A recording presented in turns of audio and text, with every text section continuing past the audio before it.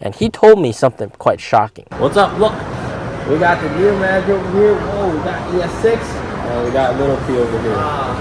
Yeah. Hello, 大家好. Yeah. So the new manager and I had an extensive conversation about ET9 pre-orders, the sales outlook, a lot of the how sales are doing here in China, incentives, etc., etc. We're going to go through all of it in this one video. All right. But first of all, last week's insurance registrations, NIO got 4,100 so far this month. All right. NIO's got 12,000. So this is pretty good. And we got like a couple more days left until the end of the month. So we're looking at maybe 16,000, maybe 17,000 if we're very, very optimistic. And the new manager said sales explosion. Sales are exploding. What is going on with that? So obviously 4,100, very good numbers. The new manager told me sales are exploding in Shanghai because of the fact of the massive policy change, the game over policy change.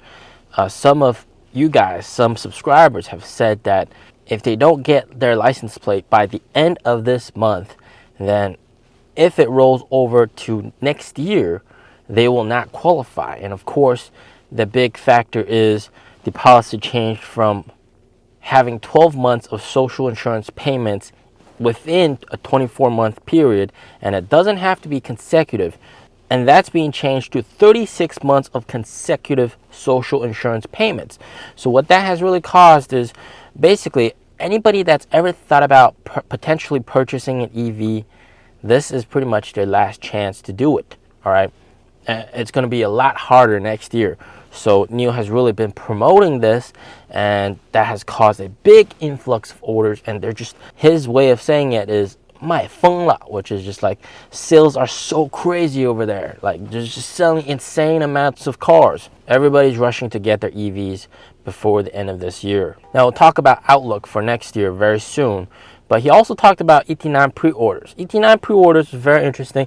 He told me that there were a lot of ET9 pre-orders, all right?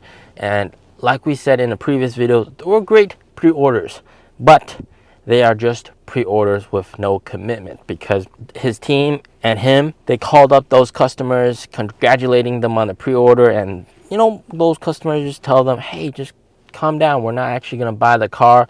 We're just going with the trend and hyping this up, and essentially placing a pre-order to hype it up. And then so the actual situation is quite different from the pre-order amount, because there's a lot of people pre-order but they don't actually end up purchasing the car. All right, the pre-orders are absolutely 100% refundable. That's that. And then he talked about what sales might look like for the ET9 in his own personal perspective. He said, well, you know, the ET9 is quite an expensive vehicle. It's not for everybody. And when deliveries start kicking off, you're not going to see very high numbers. And then his estimate is like probably like maybe 70 to 80 here in Beijing, maybe 100 or so in Shanghai, maybe a couple, 10 or something in other cities. So you're going to end up with around maybe 200 to 300 ET9 pre-orders actually being fulfilled, delivered when they actually start delivering. All right, so that's his estimate, but he said this number could grow as people, more and more people that actually want to buy the car end up pre-ordering the car. And look, he said the best way to think about it is not everybody's going to be able to buy a Maybach. How many people do you know buys a Maybach? Not that many, all right? And Maybach doesn't even sell that many. So don't expect this car to sell that much. And he told me, you know, that car is more to show off the tech that NIO has and basically get people excited about the brand and what the future looks like. And I absolutely agree with him on that one. We also talked about the chips, who's going to be manufacturing the chips, and he said, you know, when it actually comes to deliveries, there's only might be like a couple hundred, maybe 1,000, and it's not going to be a big problem to get those chips delivered. And here's another big news. He told me that the chips are probably going to be manufactured by TSMC, or that's what he's been told by some of his fellow colleagues. So that's pretty nice. TSMC's, they're going to make those chips. Then I asked him the important question of how sales are doing in general. And he told me that, things are just doing so, to be honest. Even though it's end of the year, there's end of the year rush, especially in Shanghai. But in Beijing, it's just so. And things are just chugging along, all right? They're just going along. And he told me something quite interesting. He said that at his store, which is the NIO Service Center that I usually film at, their store is ranked actually number 3 in terms of all the stores in actual sales. So they're number 3 in terms of sales out of all the NIO stores in Beijing. But then their average customers per week is only 40. So this is a very interesting stat. Only 40 customers per week, where the average walk-in number of customers per week is 200 average, all right, in Beijing.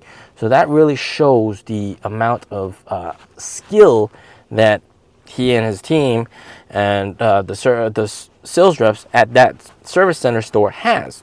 But he also said that the amount of customers are just not there, all right. And this is my personal opinion. I think it's more like NIO isn't trending that much, all right. Last week, a couple days ago, the whole 150 kilowatt hour battery pack was quite trending, but then at NIO Day, they didn't talk about it, they didn't announce it, they didn't launch it, so there's more waiting for that, which ended up being a bit of a disappointment. ET9, it's going trending for a little bit of time, but the trendiness of NIO just isn't there as much as before. But sales are indeed chugging along. And I asked him the very important question, which I also agree with him on this one, about what sales might look like next year. And first of all, incentive-wise, there's not really that many incentives. They're more pushing for a pre-built showroom cars and inventory cars right now. And there's big discounts on those. But if you want a car that's brand new, that's still the same process. No, not really any big incentives around that. But he said that, of course, the policy change in Shanghai is going to have a pretty big impact on EVs in general in Shanghai, and it's come to that. But he said, it's not going to be as, of course, it's never going to be as strict or as harsh as the policy here in Beijing. And he told me something quite shocking, and he has his own license plate, but he said he's trying to roll for a second one. All right, and the statistics, apparently, there are 2 million people here in Beijing that are rolling for license plates every year for only 10,000 plates. So that's like 0.5% chance, all right? Only 0.5% of the whole entire people that want to get a license plate will actually get one. So this is absolutely insane. And he said that according to statistics, all right, if you just keep on rolling, and with that percentage, it's going to take him 40 years before he gets a license plate, which is pretty crazy.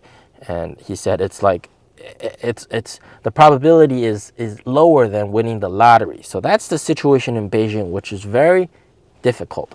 So obviously, all these kind of strict policies do not help with sales. To wrap things up, my sales outlook for 2024, we're probably going to see a very good January because people getting their cars when they ordered it in December, getting it in January. But after that, there aren't really new vehicle models.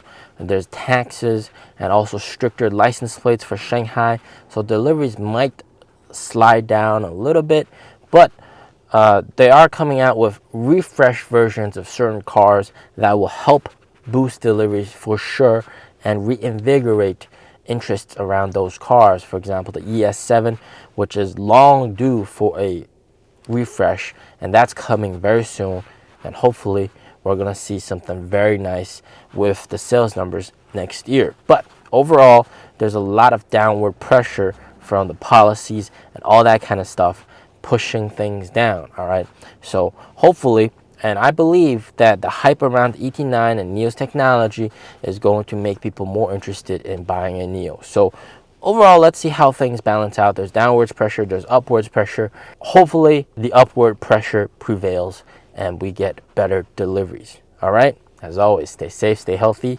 Peace out.